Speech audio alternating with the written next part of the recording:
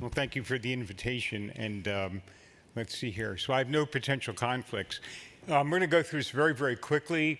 If you want to read something on treatment of painful diabetic neuropathy, I would recommend this 2022 issue of Diabetes Care, multi-authors. Probably Andy Bolton's the one you would know the best, and it's an excellent summary of the current status of painful neuropathy. So one of the issues, of course, is that this is frequently asymptomatic. I would argue the majority of patients who have diabetic neuropathy do not know they have neuropathy, and it's your job to evaluate them and then show them that they are in fact losing sensation. And there's a lot of aspects of diabetic neuropathy that are asymptomatic. For example, motor neuropathy, and I would suggest that most people are not taking reflexes, not doing manual muscle testing, not doing gait evaluations of these patients because these patients get sensory neuropathy superimposed on other issues, increased risk of falls. And there's also autonomic neuropathy where patients get dry skin, they get calcification of vasculature, they get peripheral edema due to venodilation from a lack of sympathetic inflow. So there's a lot of aspects of diabetic neuropathy that go beyond paresthesia and dysesthesia. I think we all know that in many patients, certainly not all patients, the first manifestations are small fiber, the small unmyelinated fibers. And these are the patients that come in with loss of temperature perception and they have pain. But unless you check that patient, they don't know that they have neuropathy, and you don't know that they have neuropathy. And everyone in this room knows some of the worst complications we see in podiatry in our diabetic patients is asymptomatic neuropathy. Those are the ones that get the Charcot joints generally. Those are the ones that get the ulcers. And the vascular disease is certainly important and complicates healing, but I would argue the majority of the pathology that we see is due to neuropathy, not vascular disease. Later on, we get manifestations of motor neuropathy and joint position sense loss, posterior column dysfunction, large fiber neuropathy. And don't forget that many of our diabetic patients have entrapment neuropathies. They have a higher risk of things like carpal tunnel, tarsal tunnel. They also have a higher incidence of spinal nerve compression syndromes. So that if a patient you're treating for diabetic neuropathy fails to respond to seemingly initial therapy, whatever you're using, pregabalin or duloxetine, whatever, consider that they may have an entrapment neuropathy superimposed on their diabetic neuropathy. And another one I'm very big on is spinal stenosis. A large percentage of our older patients that have diabetic neuropathy also have an element of spinal stenosis. And so you may want to get electrodiagnostic studies in these patients because they may be partial responders to seemingly appropriate therapy because they have an entrapment neuropathy superimposed on that. So always check for entrapment neuropathies. Time doesn't permit a discussion of the etiology except to say if we knew the specific etiology, we probably could come up with a cure. But we know that there's multiple metabolic and vascular abnormalities that we could describe in our diabetic patients with peripheral neuropathy, and most of them have metabolic syndrome. So one of the things I look for right off the bat is when they come in, and if they are hypertensive, if they have poorly controlled diabetes, if they have elevated cholesterol levels, if I look down, see they're taking a statin drug, they're overweight, they've had diabetes for quite a number of years, they're taller in stature, I assume they're likely going to have this. Now, we're talking about limb preservation at this meeting, and I think the key is to set the tone the first time that patient walks in your office. And the podiatrist in everyday practice is seeing patients that are sent in for, quote, routine foot care, and I think that's the last thing you do. And you've got to do a thorough vascular evaluation, a thorough neurologic evaluation, a gait analysis. Then you sit down with those patients and you say, here are your risk factors for limb loss. And if you take the time to evaluate these patients, they are frequently there, and you say, here are the things we can do to try to intervene to lower your risk of ulceration and amputation. We can't prevent them all, but we're going to try. So I think education is the key. But if you don't spend the time to doing that initial examination, then you're going to miss out on all these risk factors. And I would argue your first interaction with that patient is the most critical interaction. It sets the tone for everything. And another thing is we're marketed. I notice Larry has a bug for certain things that are marketed. I have an even greater passion for some of these things. And one of them is doing epidermal nerve fiber density testing on everyone. And the fact is, in the majority of patients, the diagnosis can be made clinically. You don't need any advanced testing, and I'll show you some of the data on that. Also, always remember that vascular disease and neuropathy can coexist in the same patient. So just because they have neuropathy doesn't mean they can't have vascular disease, and vice versa. So some vascular screening could be done on any patient that you're seeing, generally with diabetes, but also patients with paresthesia or dysesthesia. And they could be similar. For example, think about it. Those patients that have neuropathy that is symptomatic, where they get paresthesia, dysesthesia, tend to be more symptomatic at night. And what are you taught about ischemia? Ischemia tends to hurt worse at night when the patient's laying in bed and your legs are up.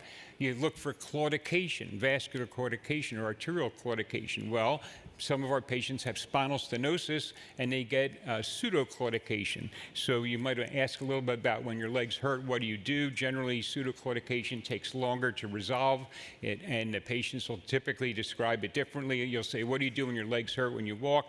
I stop walking, I rest for 5 minutes, they get better. That tends to be consistent with arterial disease, whereas with spinal stenosis, and if you ask, you'll find that they have it, they say, I look for some place, I sit down, and I lean forward because they're relieving pressure on their intervertebral nerves. So you might want to ask about that. So this is the typical workup, and why do we want to treat them?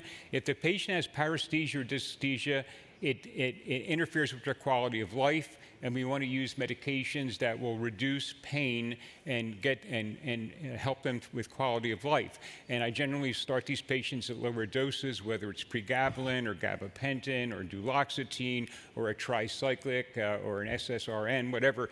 I use a lot of these. I tell them, look, all these drugs can make you dizzy. They could have side effects. You're going to check out whatever else they're taking. You start them at a lower dose, and you up-titrate them and see how they do. And when you evaluate these patients, you don't ask them, do you have any more paresthesia or dysesthesia? Because on average, it takes 2 different medications combination to get rid of paresthesia and dysesthesia. So you ask them, have you had some improvement? So don't just ask them, are you still getting tingling or burning? And again, don't forget to look for entrapment neuropathies. Don't forget to look for spinal stenosis. And so we want to improve quality of life. And then when it comes to the patient that does not know they have neuropathy, unless they're so profoundly anesthetic that they have an ataxia when they walk, then you have to do a thorough examination. So at least half the neuropathy we see is asymptomatic. So what do you do? This is from the 2022 article, and I thought it was a good summary for all of you. So first is obviously take a targeted history, look for risk factors for diabetic neuropathy. But I'm going to screen them all anyway, because again, the most dangerous patients, as you know, are the ones that lose sensation and they don't know it. Ask the appropriate questions. Remember that things like cramping can occur with motor neuropathy. But if you're not, and we assume, cramping, that means musculoskeletal. So make sure you're doing reflexes, do some quick manual muscle testing. The majority of patients are going to show you these things. In today's world, of course, you can say, well, Dr. Jacobs, that takes a lot of time to do. Well, then upcode your visit, because you could bill for time now.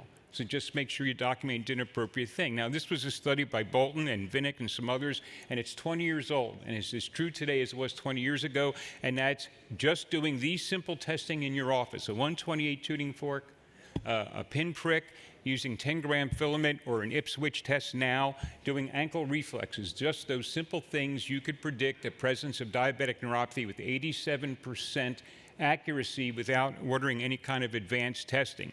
This is more akin to what I do, and this is what every exam table looks like in my office. This is what you're going to see on top. For temperature perception, I just pick up the tuning fork, put it on their big toe, say, tell me yes or no, is this warm or cold? And you'd be shocked how many patients can't tell you it's cold. I then put it on their hand. They go, oh, that's cold. I repeat it on the other extremity. Same thing with 128 vibration and so forth. And the other thing, and this is the Ipswich testing, instead of doing 10-gram filament, you could lightly run your fingers across the tips of the toes. It's just as accurate as 10-gram filament. This is what I do in my office on every patient, plus I do a screening Doppler.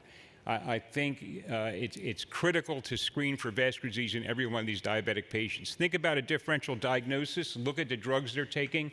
Think about other things they're being treated for. One example would be metformin. Metformin has been shown in multiple studies to increase your risk for diabetic neuropathy. It blocks intrinsic factors. These patients become vitamin B deficient, that your nerves need vitamin B to function properly.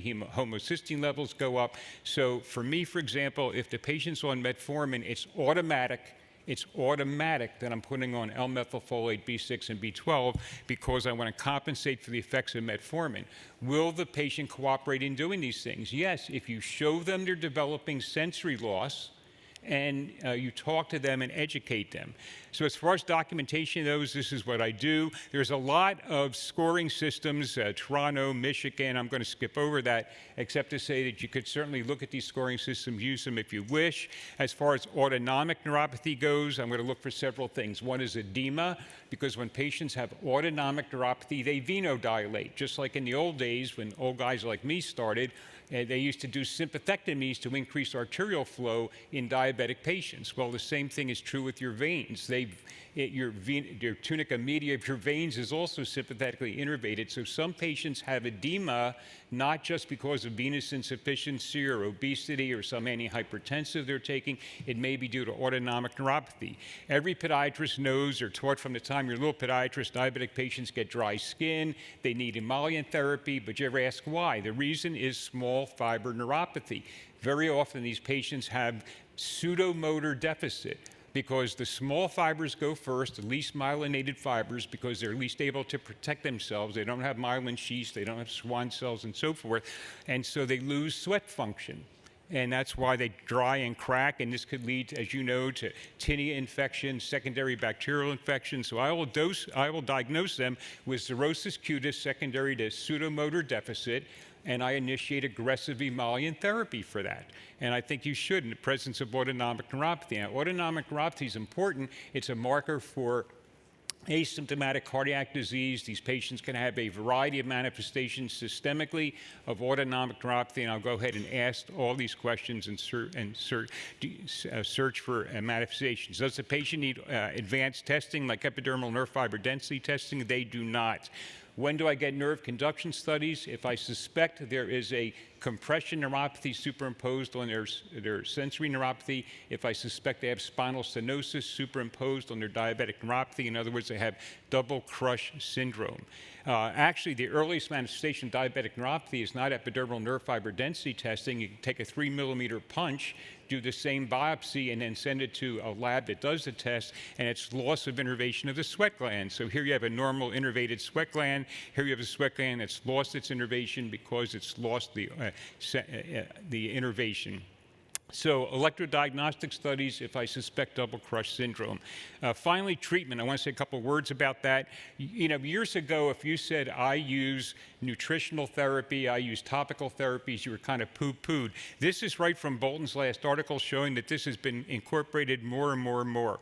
A couple words about recommendations of the American Academy of Neurology. You know, again, you want to use medications to reduce pain, improve quality of life, and those things haven't changed much, again, over the years. A lot of duloxetine, a lot of gabapentin, a lot of pregabalin, a lot of tricyclics, for example, amitriptyline or nortriptyline, and usually you're going to have to combine medications, up-titrate these patients, but many patients need combinations, and if you're worried about side effects and sequela, there are good topicals available, there's good nutraceuticals available. I use a lot of alpha-lipoic acid, 600 milligrams 600 milligrams a day, and again, up-titrate them to up to 1,800 milligrams a day, a lot of L-methylfolate, B6, and B12. Monitor them for adverse reactions, side effects, and sequela. It's generally recommended that you don't use opioids. There is one FDA-approved medication that's opioid-like. That's dipentitol, which is approved for diabetic neuropathy, but it's almost impossible to get insurances to pay for that, so I include that in there. So in summary, I think the key is education of the patient. And the key is to do a thorough neurologic exam, which I believe most of us are not doing in the office. And I think if you take the time to do a detailed exam, that you're going to find most of these patients, not some of them, but most of these patients have diabetic neuropathy. When I see these studies that say the incidence of diabetic neuropathy is X, Y, or Z, you got to take a look at, well, how did they screen for the diabetic neuropathy? And it may be the only thing they do is 10-gram filament testing. Well, I get a big kick out of showing medical students and residents patients that have intact 10-gram filament and they've lost vibratory sensation, or they have obvious entrapment neuropathy, or they have obvious autonomic neuropathy. So there's more to diabetic neuropathy than just asking, do your feet burn, do they tingle, and using a 10-gram filament. So that's sort of a brief summary of what I think is a very important issue in limb salvage that goes beyond just vascular disease. That's it. Thank you.